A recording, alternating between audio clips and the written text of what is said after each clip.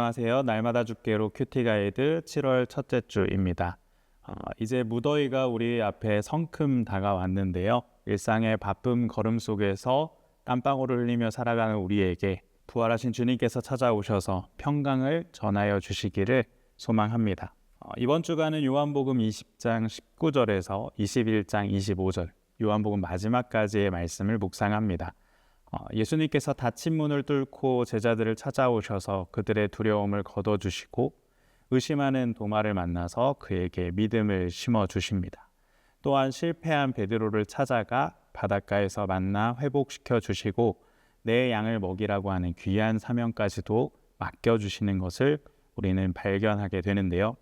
우리의 연약함과 실패, 그리고 우리의 흔들리는 믿음조차도 회복시키시는 주님의 따뜻한 손길을 함께 묵상하시면서 제자들에게 허락하셨던 확신과 믿음, 위로와 회복의 순간을 우리 또한 경험할 수 있는 복된 한 주가 되시기를 소망합니다. 월요일 말씀은 요한복음 20장 19절에서 23절까지의 말씀입니다. 부활하신 주님을 만났다는 소식에도 불구하고 제자들은 유대인들을 두려워하여 문을 굳게 닫고 숨어 있었습니다. 그들의 내면에는 여전히 두려움과 공포가 가득했습니다. 그때 예수님께서 그들에게로 찾아오셔서 호련히 그 문을 지나치셔서 너희에게 평강이 있을지어다 라고 그들에게 선포해 주십니다. 예수님께서 주시는 이 평강은 환경이 해결됐기 때문에 오는 평강이 결코 아닙니다. 주님께서 우리와 함께 하심, 즉 부활하신 주님이 우리와 함께 하심을 깨달을 때 우리가 자연스럽게 누릴 수 있는 세상에 줄 수 없는 평강, 하늘의 선물인 것입니다. 주님은 상처 입은 손과 옆구리를 보여주시며 제자들에게 확신을 주셨고 성령을 받으라 라고 명령하시며 그들을 도리어 세상 가운데 파송하는 것을 우리는 이 말씀을 통해 확인하게 됩니다. 우리도 때로는 세상의 시선과 또 미래에 대한 염려 때문에 우리의 입을 굳게 닫아버리고 마치 성도가 아닌 양, 교회를 다니는 성도가 아닌 것처럼 그렇게 살아가고 있지는 않으셨나요? 내가 내 힘으로 상황을 통제하려 할수록 두려움은 더욱더 커질 뿐입니다. 부활의 주님께서는 여전히 우리의 삶의 닫힌 문을 뚫고 우리를 찾아오시는 능력의 주님이십니다. 주님께서 우리 안에 들어오셔서 내 상처와 두려움의 자리에 서 계시며 우리에게 평강을 말씀하십니다.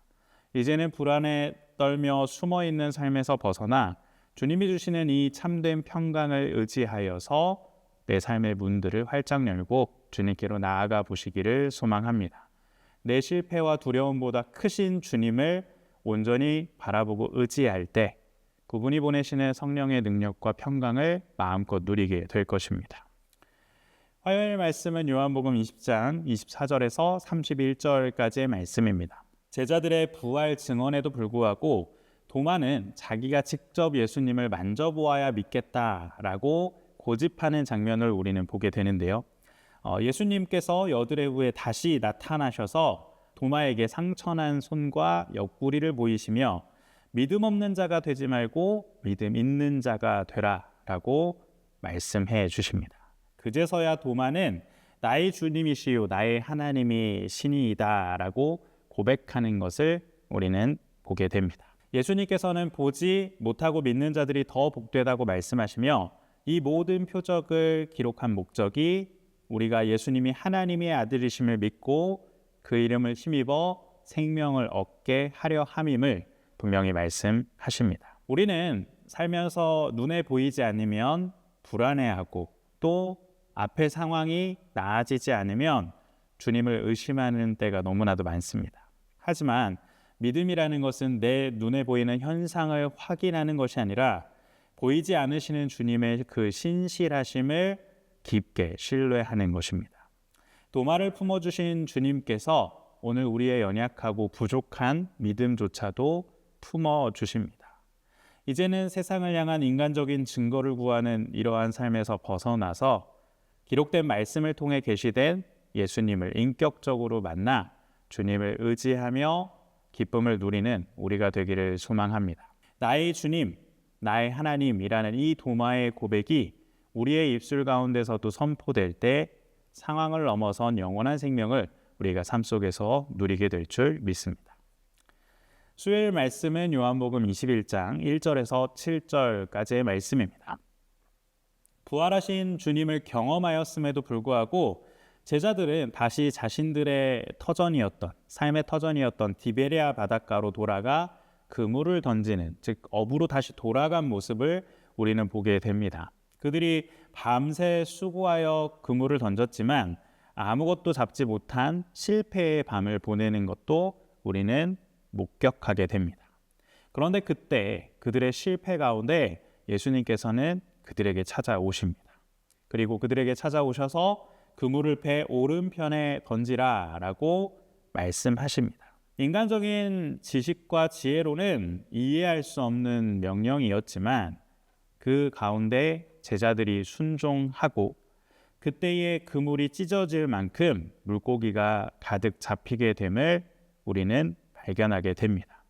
그제서야 제자들은 예수님이신 줄을 알아보고 바다로 뛰어드는 것도 우리는 발견합니다. 우리의 열심과 경험만으로 세상을 살아가려 할 때 우리도 제자들처럼 밤새 수고하지만 정말 애쓰지만 아무것도 얻은 것 없이 공허한 순간을 마주하게 될 때가 우리의 삶 속에도 있을 것입니다. 내 계획대로 되지 않는 이 인생의 바다 앞에서 지쳐 계시다면 그런 우리를 기다리시고 또한 우리에게 찾아와 주셔서 말씀해 주시는 그 주님께로 나아가는 시간이 되기를 바랍니다. 실패의 자리에서 내 생각과 내 판단을 내려놓고 주님의 말씀에 귀를 기울이는 것, 바로 이것이 회복의 시작임을 기억하시기 바랍니다. 내 고집과 판단을 멈추고 주님이 말씀하시는 그 방향으로 다시 한번 믿음의 그물을 던져보는 우리가 되기를 소망하며 그분이 예비하신 풍성한 은혜를 그때 함께 맛볼 수 있는 우리 모두가 될 수 있기를 바랍니다. 목요일 말씀은 요한복음 21장 8절에서 14절까지의 말씀입니다. 그렇게 예수님이신 줄을 알고 바다에 뛰어들었던 제자들이 눈앞에서 마주했던 것은 예수님이 그들을 위해 차려놓았던 조반, 숯불과 그 위에 놓인 생선, 그리고 떡이었습니다. 분명 밤새 그물을 던지며 지쳐 허기졌던 제자들을 위해 예수님께서 귀한 마음으로 제자들을 먹이시기 위해 직접 조반을 준비해 놓고 기다리고 계셨습니다. 주님께서는 제자들에게 사명을 다시 맡기시기 전 그들의 연약한 육체를 또 지쳐버린 육신을 먼저 살피시고 따스한 사랑으로 위로해 주십니다. 주님께서는 단순히 이성적으로 지식적으로만 우리에게 접근하시는 분이 결코 아니라 우리의 연약하고 우리의 상처 입은 모든 것들까지도 돌보시고 회복시키시는 그러한 주님이신 줄을 우리가 이 말씀을 통해 깨닫게 됩니다. 예수님께서는 제자들이 잡아온 물고기까지 더하여 그들과 함께 식사를 나누시고 다시 한번 실패했던 그 제자들을 돌보시며 주님께서 치유와 환대의 자리를 통해 그들을 다시 사명의 자리로 세우시는 것을 보게 됩니다. 예수님께서는 거창한 성과를 그들에게 요구하기보다 먼저 우리의 마음의 허기를 살피시는 따스한 목자와도 같은 모습을 보이십니다.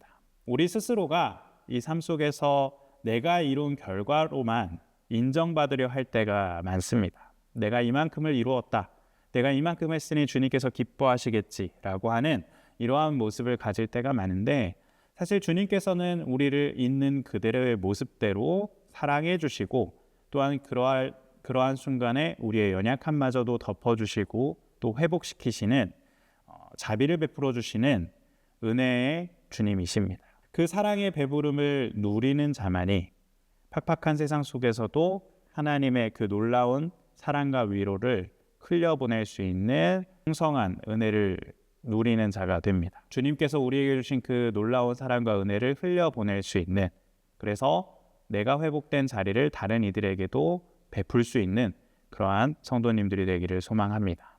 금요일 말씀은 요한복음의 마지막인 21장 15절에서 25절까지의 말씀입니다. 예수님께서는 베드로에게 내가 나를 사랑하느냐라고 3번 물으시면서 그가 이전에 예수님을 3번 부인했던 그 잘못들을 덮어주시고 그 상처들을 온전히 회복시켜 주심을 보게 됩니다.